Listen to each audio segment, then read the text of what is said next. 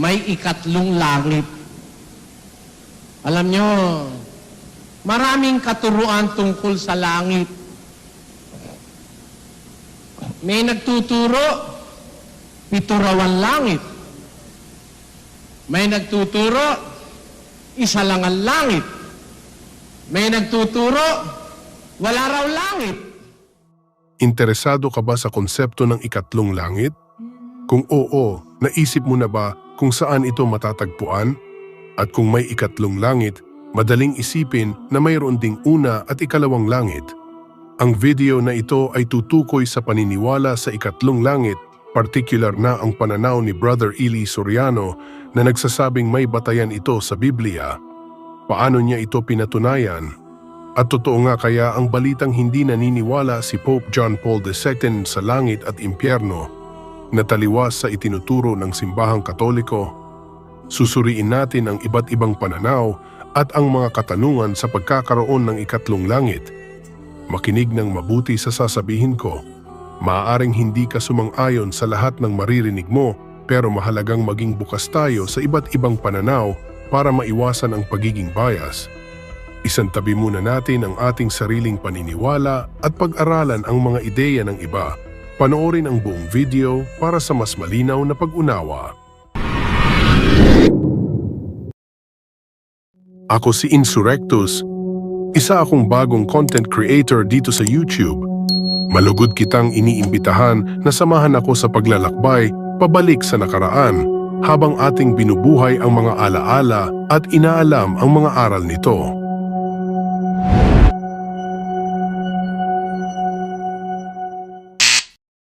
Ang ikatlong langit ayon kay Brother Eli Soriano ay tunay at naaayon sa Biblia, subalit ano ba ang sinasabi ng agham tungkol dito? Sa agham, ang langit ay tumutukoy sa atmosfera ng mundo, ang layer ng mga gas na nakapalibot sa ating planeta.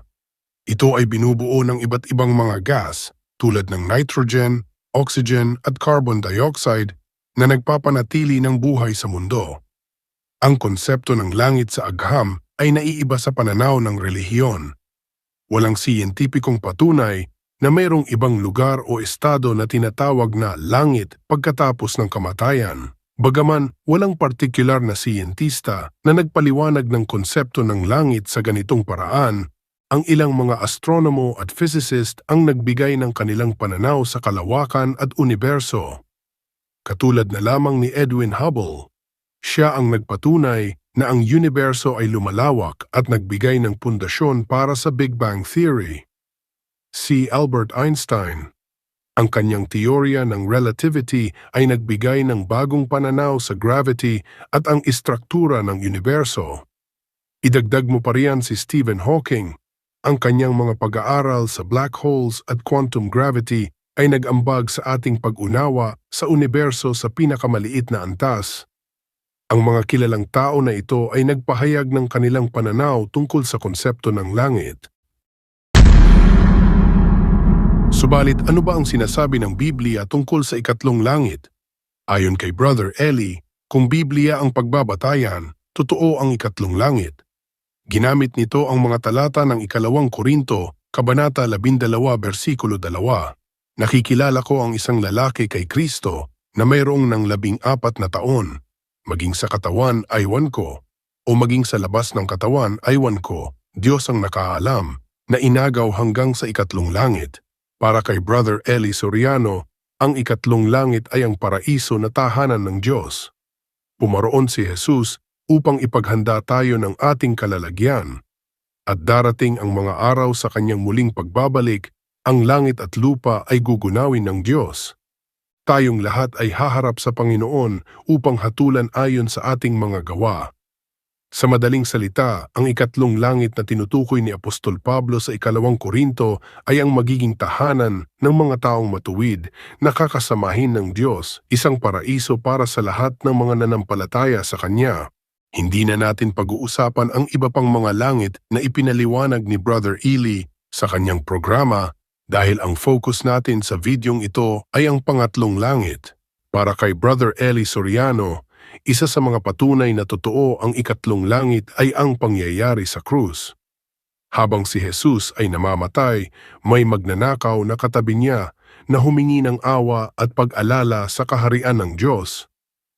Hindi lang basta pag-alala ang ipinangako ni Jesus, kundi isang tiyak na pagsasama sa paraiso.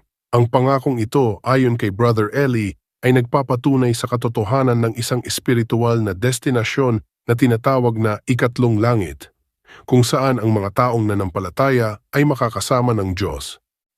Para sa kanya, ang paraiso na ito ay hindi isang alegorya o metapora, kundi isang tunay na lugar. Isa pang ebidensya na binanggit ni Brother Eli Soriano para sa kanyang paniniwala sa ikatlong langit ay ang karanasan ni Apostol Pablo na inilarawan sa 2 Korinto. Dito, inilarawan ni Pablo ang isang misteryosong karanasan kung saan siya ay inagaw hanggang sa ikatlong langit.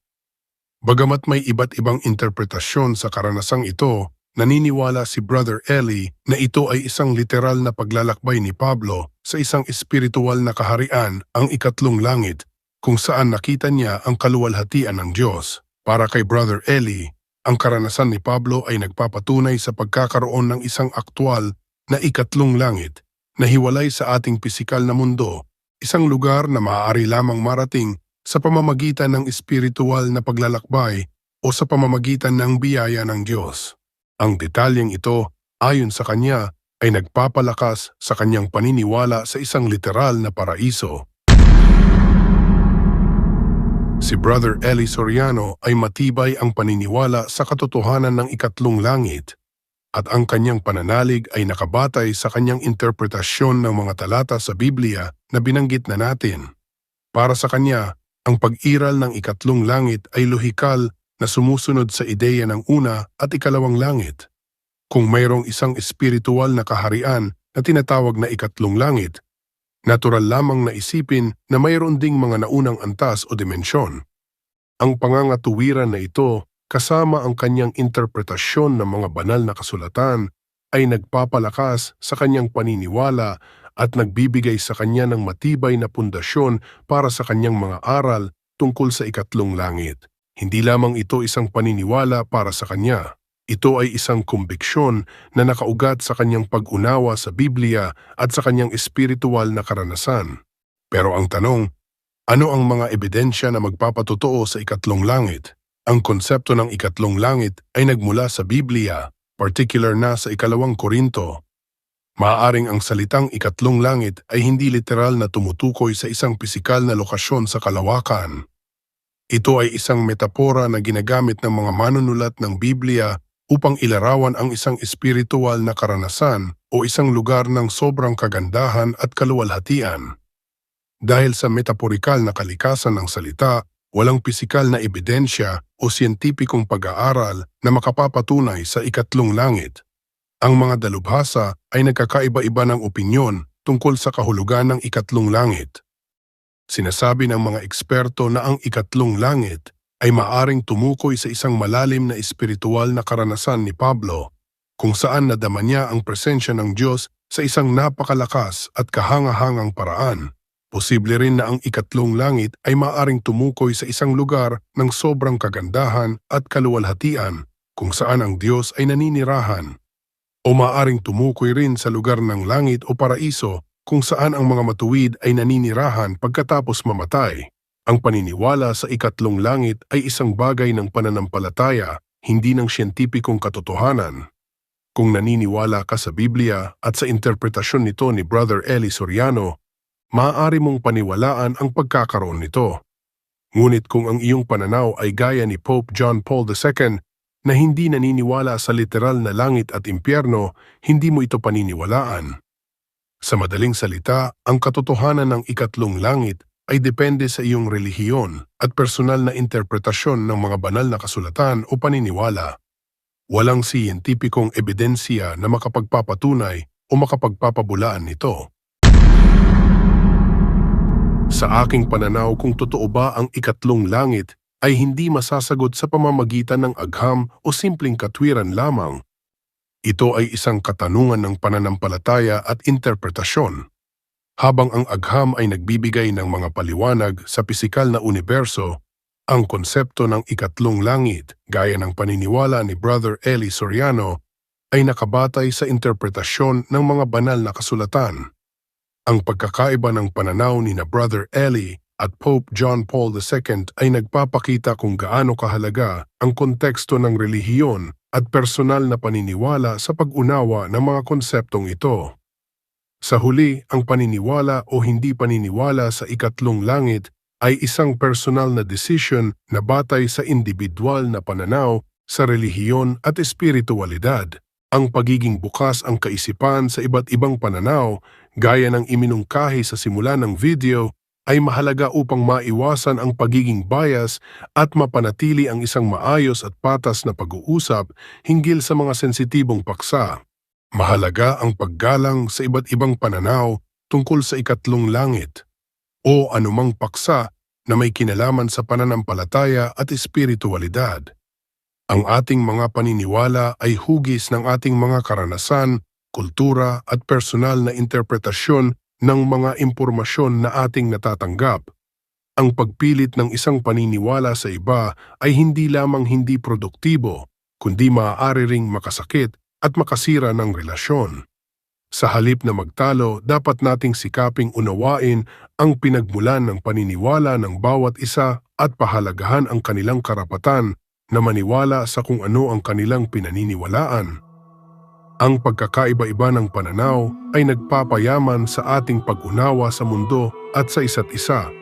Sa pamamagitan ng paggalang at pag-unawa, maaari tayong magkaroon ng mas makabuluhang mga pag-uusap at mapanatili ang isang mapayapang lipunan. Ikaw ba? Naniniwala ka ba sa ikatlong langit? O mas naniniwala ka na ang ikatlong langit ay isang paglalarawan lamang ng kagandahan at kadakilaan ng Diyos? Maaari mong ibigay ang iyong mga saloobin sa mga komento sa ibaba. Kaibigan, para sa akin maniwala ka man o hindi, hindi na yun ang mahalaga. Kaya ang tanong, sino ba sa atin ang higit na nakaalam? Huwag mong kalimutan na mag-iwan ng like at mag-subscribe ka ayon sa ipinapasya ng iyong puso. Maraming salamat sa panonood at magkita-kita ulit tayo sa susunod na video. Each heart has its haunted chamber where the silent moonlight falls. On the floor are mysterious